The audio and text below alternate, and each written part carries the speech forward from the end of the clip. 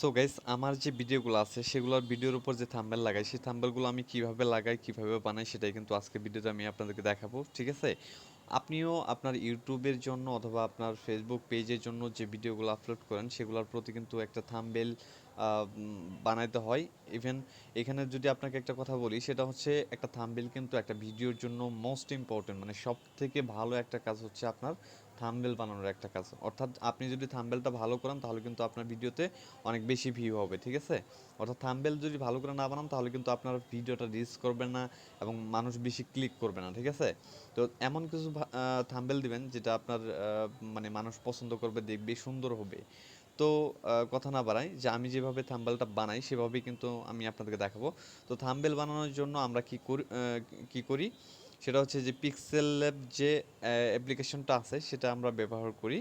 তো এটা দিয়ে কিন্তু মোস্ট ইম্পর্টেন্ট মানে অনেক ভালো ভালো হচ্ছে আপনার থাম্বনেল তৈরি এখান থেকে করা যায়। ঠিক আছে, তো অবশ্যই আপনারা থাম্বনেল তৈরি করার জন্য অবশ্যই পিক্সেল ল্যাব অ্যাপটা ব্যবহার করবেন। শুধুমাত্র এই এক্সট্রা কোনো অ্যাপ লাগবে না, একটা অ্যাপ দিয়ে হচ্ছে আপনি সকল ধরনের কাজ করতে পারবেন। ঠিক আছে, দেন এখান থেকে আপনি কি করবেন, প্লে স্টোরে গিয়ে আপনি পিক্সেল ল্যাব লিখে সার্চ করবেন। ঠিক আছে, PIX XELLAB, ঠিক আছে, এটা লিখে সার্চ করলে আপনার পিক্সেল ল্যাব অ্যাপ্লিকেশনটা এখানে চলে আসবে। দেন আপনি কি করবেন, এখান থেকে জাস্ট এটা ডাউনলোড করে এখানে ওপেন করবেন। ঠিক আছে, দেন ওপেন করার আগে ওপেন করে এখান থেকে কি করবেন, এটাকে ক্যান্সেল দিবেন।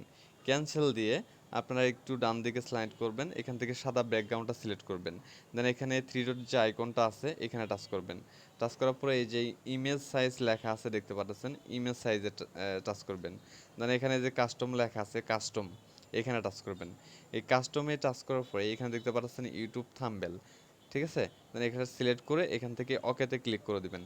দেন এটা আমাদের কি হলো, ইউটিউবের যে থাম্বনেলটা সেটার মাপে কিন্তু এটা সাইজটা কিন্তু হয়ে গেল। ঠিক আছে, এখন আমাদেরকে কি করতে হবে, এখন আমাদেরকে ক্রোম ব্রাউজারে যেতে হবে। ঠিক আছে, তো ক্রোমে গিয়ে আপনি লিখবেন যে ইউটিউব থাম্বনেল ব্যাকগ্রাউন্ড। ঠিক আছে, ইউটিউব থাম্বনেল ব্যাকগ্রাউন্ড লিখে এখানে আপনি সার্চ করবেন, অনেকগুলো ইমেজ এখানে পেয়ে যাবেন। দেন এখানে কি করবেন, এখান থেকে জাস্ট যে কোনো আপনার পছন্দের মতো একটা থাম্বনেল এখান থেকে হচ্ছে ইমেজ হচ্ছে আপনি এখান থেকে সেভ করে নেবেন। ঠিক আছে, না আমি একটা থাম্বনেল এখান থেকে জাস্ট সেভ করে নিলাম। সেভ করে আমি আবার পিক্সেল ল্যাবে চলে গেলাম। দেন এখান থেকে কি করবো, এই যে প্লাস আইকনটা দেখতে পাচ্ছেন এখানে আমি চলে যাব। দেন এখান থেকে আমরা ফ্রম গ্যালারি এখানে টাচ করব। এখান থেকে টাচ করার পরে আমরা কি করব, যেটা আমরা ডাউনলোড করলাম এই ইমেজটাকে এখান থেকে সিলেক্ট করে নেব। দেন এটাকে আমরা কি করব, যে এখান থেকে ওকেতে ক্লিক করে এই যে এই পিকচারটা এটাকে আমরা এখান থেকে একটু টান দিয়ে একটু বড় করে এটা সমান করে নেব। ঠিক আছে, দেখতে পাচ্ছেন এটা টান দিয়ে বড় করে সমান করে নিলাম, সাইজটাকে মাঝ বরাবর করলাম। দেন এটা কিন্তু আমাদের থাম্বনেলের যে পিছনের যে ব্যাকগ্রাউন্ডটা সেটা থাকলো। ঠিক আছে, এখন আপনাকে যেটা করতে হবে, দেন এই থাম্বনেলের উপরও যে কোনো একটা পিকচারের যে একটা লোগো বা যে কোনো একটা মানুষের ছবি বা এটা কিন্তু নিতে হয়, তাই না? যেমন এখান থেকে আমি ডাউনলোড অপশনে যদি চাই, তো এখান থেকে একটা মানুষ নিব, এখান থেকে মানুষ নিব, এখান থেকে এটাকে নিলাম আমরা। ঠিক আছে, অথবা এটা আমরা নিব না, এটাকে যদি নেই তাহলে হচ্ছে দেখা গেছে এটা আমরা এখান থেকে ব্যাকগ্রাউন্ডটা খুব একটা রিমুভ হবে না মেবি। তো এটা আমরা নিব না, এটা আমরা নিব না, এখান থেকে অন্য একটা পিক নিব। আমি জাস্ট দেখাচ্ছি আপনাদেরকে ডাউনলোড, মানে এখান থেকে আমরা কি করব, অন্য একটা পিকচার নিব যেটাকে আমরা রিমুভ বিজি করতে পারবো, এরকম একটা পিএনজি ফটো এখানে নিব। ফটো দিয়ে না দেখাই, আমি যে কোনো একটা অ্যাপস দিয়েই দেখাই। ঠিক আছে, এখান থেকে আমি একটা অ্যাপস দিয়েই দেখাই। যেমন আমরা এখান থেকে ফেসবুকের লোগোটা নিব। ঠিক আছে, মানে ফেসবুকের লোগোটা যদি নেই তাহলে এখান থেকে ওকেতে টাচ করলাম। দেন এখান থেকে এটাকে একটু ছোটো করলাম। তো ছোটো করার পরে এটাকে আমরা কি করব, রিমুভ পিজি করব। ঠিক আছে, এটাকে রিমুভ পিজি করব, যে এরকম থাকলে কেমন দেখা যায়, তাই না? তো এই যে দেখুন এটাকে টান দিলাম, এটা নড়তেছে, তাই না? একটা ঝামেলা হয়। তাহলে আমরা কি করব, এই যে এখানে এই যে থ্রি ডট আইকনের নিচে যে একটা বোতামের মতো চিহ্ন আছে এখানে টাচ করবেন। দেন এই যে ব্যাকগ্রাউন্ডটা আছে এই যে লক করে দিবেন, এই যে লক, এই যে লক করে দিলাম। ঠিক আছে, তাহলে এটা আর সরলো না। এখান থেকে যদি আপনি টানাটানি করেন তাহলে কিন্তু পিছনের যে ব্যাকগ্রাউন্ডটা আছে এটা কিন্তু সরবে না এদিক সেদিক। দেন আমরা এখন এটা সুন্দর করে কাজ করব, এটাকে একটু সাইজ শুরু করে নিলাম। দেন এটার ব্যাকগ্রাউন্ডটা আমরা রিমুভ করার জন্য কি করব, এই যে মাঝ, এই যে এ এর ডান পাশে মাঝ বরাবর যে অপশনটা আছে এখানে টাচ করবেন। টাচ করার পরে ডান দিকে একটু স্লাইড করবেন, করে আপনি কি করবেন, এই যে মানুষের মতো যে আইকনটা আছে এখানে টাচ করবেন। এখানে টাচ করে এই অপশনটাকে অন করে দিবেন। দেন এটা এটা কিন্তু আপনার পিছনের যে মানে ব্যাকগ্রাউন্ডটা সেটা কিন্তু চলে গেল, তাই না? তো এটাকে একটু করার জন্য, একটু ভালো করার জন্য আমরা একটু ডান দিকে বাম দিকে যদি একটু স্লাইড করি তাহলে কিন্তু একটু ভালো হয়। তো এখান থেকে এই লোগোটাকে আমরা এখানে ইউজ করব, ঠিক আছে? ফেসবুকের লোগোটাকে এখানে আমরা ইউজ করলাম, অথবা আপনি যে কোনো একটা ব্যক্তিরও ছবি দিতে পারেন, রিমুভ বিজি এখান থেকে করতে পারবেন সেমভাবে যেটা আমরা করলাম আর কি, অর্থাৎ ব্যাকগ্রাউন্ড রিমুভ করলাম। মানে এখান থেকে আমাদেরকে কিছু টাইটেল লিখতে হবে। তো টাইটেল লেখার জন্য দেখুন অনেক সুন্দর করে লিখতে পারবেন। এখানে আমরা কি করব, টাইটেল লেখার জন্য এই যে প্লাস আইকনে ক্লিক করলাম। এখানে দেখতে পাচ্ছেন টেক্সট নামে যে অপশনটা আছে এখানে আমরা টাচ করব। টাচ করার পরে এখান থেকে আমরা কি করব, যেমন আমি সাপোজ টাইটেল আপনারা যেটা ভিডিওর শুরুতে যে আপনার যে ভিডিওটা সেই ভিডিওর উপর ভিত্তি করে কিন্তু আপনাকে বিষয় দিয়ে লিখতে হবে, ঠিক আছে? যেমন আমি সাপোজ এখানে আমি বাংলাতে লিখলাম বাংলাদেশ, এখান থেকে বাংলাদেশ লিখলাম, ঠিক আছে? তো ওকেতে ক্লিক করলাম, এটাকে একটু টান দিয়ে বড় করলাম। দেখুন লেখাটাকে কিন্তু কিন্তু স্পষ্ট দেখা যাচ্ছে না, একটু ঝাপসা দেখা যাচ্ছে। তো এটার কালারটা আমরা চেঞ্জ করতে হলে আমরা কি করব, এখানে এর উপর ক্লিক করলাম, দেন এখানে ডান দিকে স্লাইড করলে এখানে দেখতে পাচ্ছেন কালার নামে যে অপশনটা আছে, দেখুন এখানে কিন্তু কালার নামে অপশন আছে, এই কালারে টাচ করে এখান থেকে এটাকে আমরা সাদা যদি করি, দেখুন তাহলে কিন্তু স্পষ্ট হইলো আরও। দেন এখান থেকে ওকেতে ক্লিক করলাম। দেন আমরা কি করব, এখান থেকে এই যে এ বি ফন্ট আছে, এ বি ফন্টে চলে যাব, ঠিক আছে?